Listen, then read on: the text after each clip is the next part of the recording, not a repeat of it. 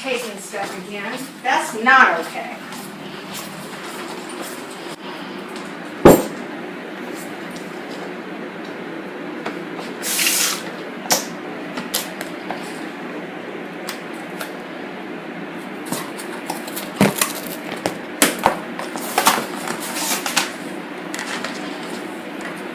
Just so many things to tear up. Which one should I do?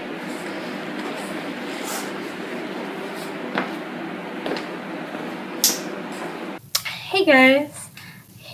This is not going to be the beginning of this video, but either way, this is the first time I'm actually talking to you in this video, so hello.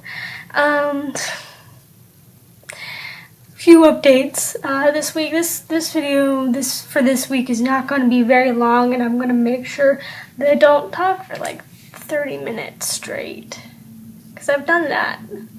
And it's really annoying to edit when I still don't have the software I was using before all the technical shit happened. I take back what I just said, because look at this shit. I'm doing fancy editing. Oh, look at that word flying by. Oh, look at that. Look at that. Look at this freeze frame.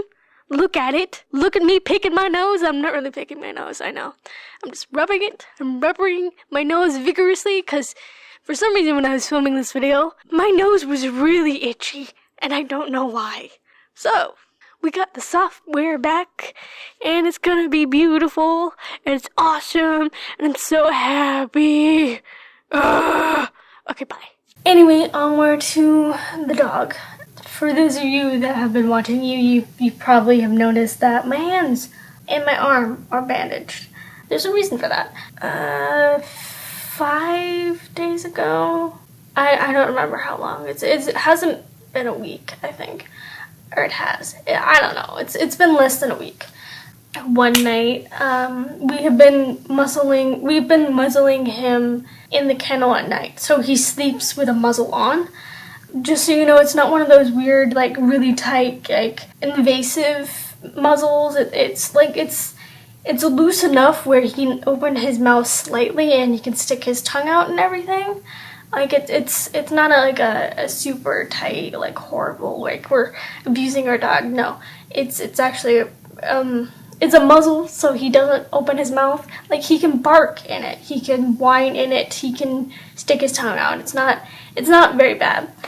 We only put it on him so he doesn't, like, gnaw off the cast or do something terrible to himself at night when no one is able to watch him and stuff like that. So, there was one night where we had been given stronger drugs, like I said in the other video, last week's video, that they had given us stronger drugs. Well, that was a night when my dad was home, and he was actually in the room when it happened.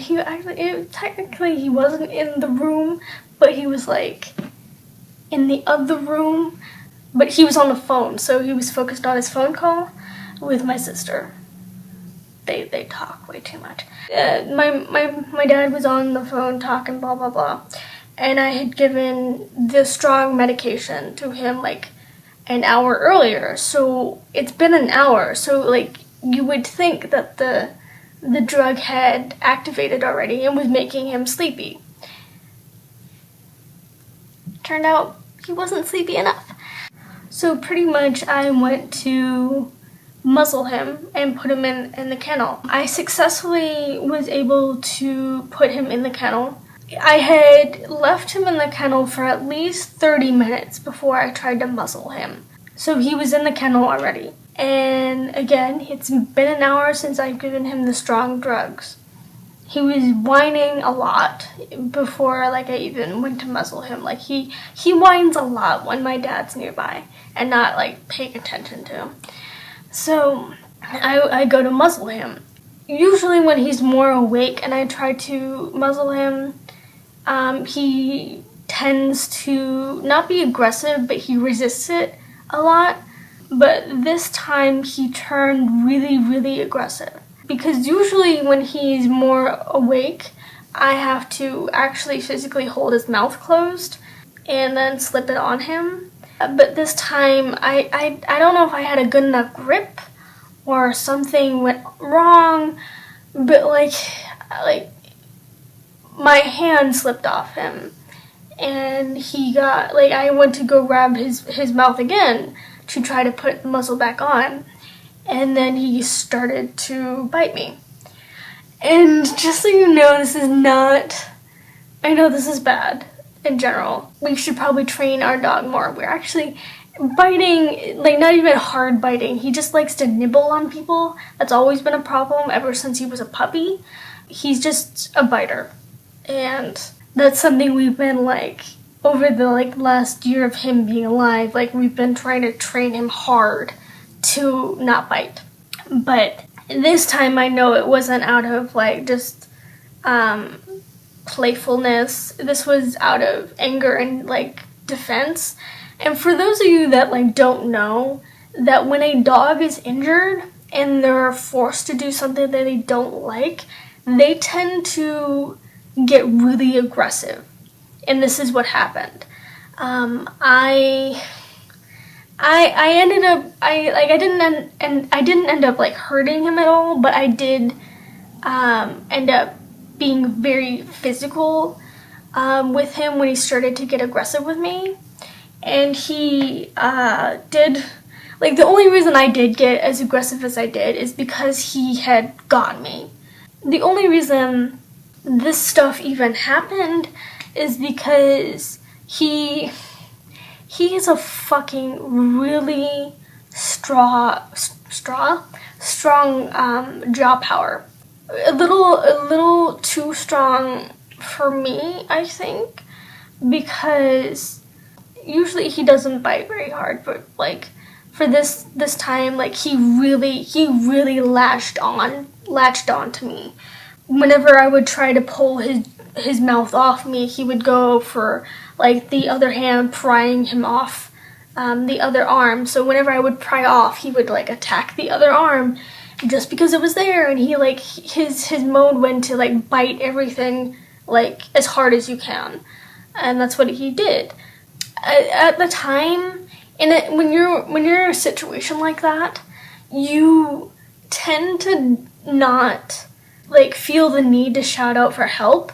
Well, at least with me, I get in, like, when he gets in that mode, I get in that mode of, like, I need to focus my attention all on him, or else I will get majorly hurt.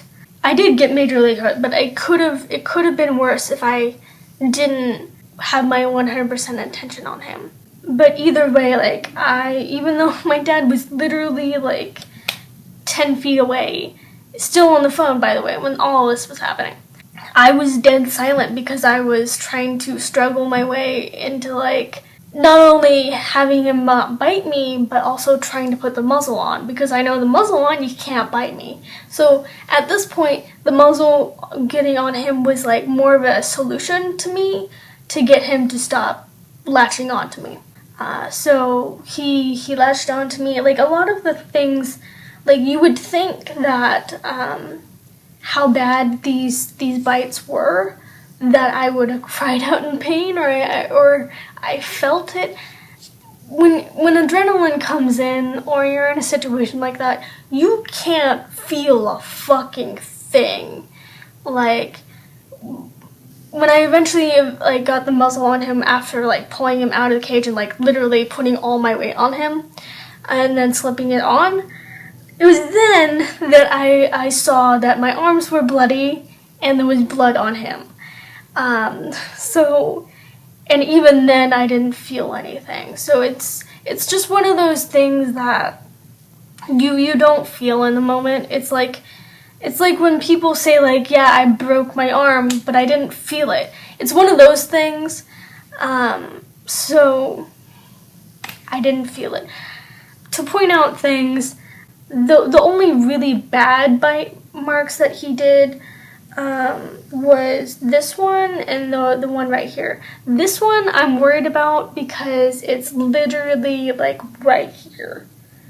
So it's in that, like, that kind of weird spot of it healing or not.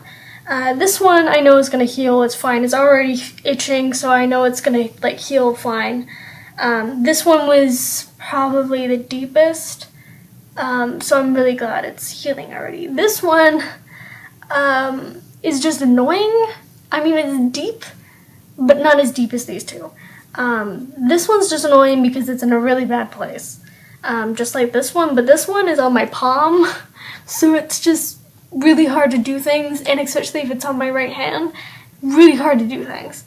The rest of my like injuries from it are just bruises. This thing, I don't know if you can see it. Can you see it? Yeah, you can see it. Yeah, it looks really bad, but I had my card covering my face, and I'm gonna keep covered. Yay. This one was really bad. It was actually too.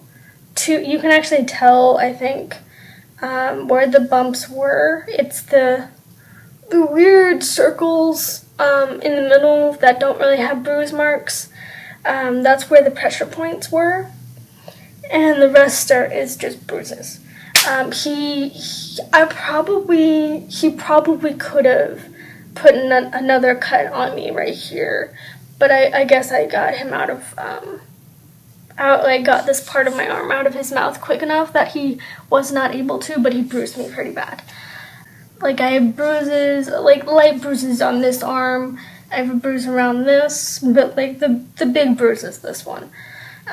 So there's that. But either way, that's the only big event, honestly, that's happened with us, or at least with me and him and the dog and blah blah blah. And also, he's even though he does have the heavy sedation drugs on it, like in him every day, he is starting to be more active when he is awake and more like active and awake. He's gotten to the point where he thinks he can do anything, and he thinks like his back legs aren't fucked up anymore. So he's been really good at walking around. He's actually, I know this is really bad and we shouldn't let him do this, but he's actually been kind of running like a little bit in like a gimpy way. When he sees something like a lizard in the backyard, he actually physically runs with the cast and with like the bad hip leg toward that thing. And it's like he completely forgets like his back legs are fucked up. So, and he runs, which I know is bad. Don't do that if your animal has the same problem as mine. Just don't do it. Don't be like us. But to be honest, the way he's acting and the way he's moving, I think he's gonna 100% gain all like flexibility and function with the leg that had the surgery. Like, no doubt in my mind that he's gonna gain all of it back, all the motion. And he's probably gonna be able to run just like he did before the accident, like, because the way he's moving now, and it's only been like 2 weeks since the surgery, that like he's definitely gonna be able to be more active when he's fully like healed and that leg is completely healed and calloused up in the fake joint thing that I've talked before. So yeah, that's where we are with him right now. So that was a bug. Anyway, I'm gonna go, and I've talked enough. I said I wouldn't rant.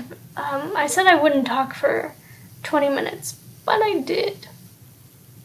Oh well. Anyway, I'm gonna go. Bye, guys. Also, side note, I forgot to mention, these are new glasses. Thoughts.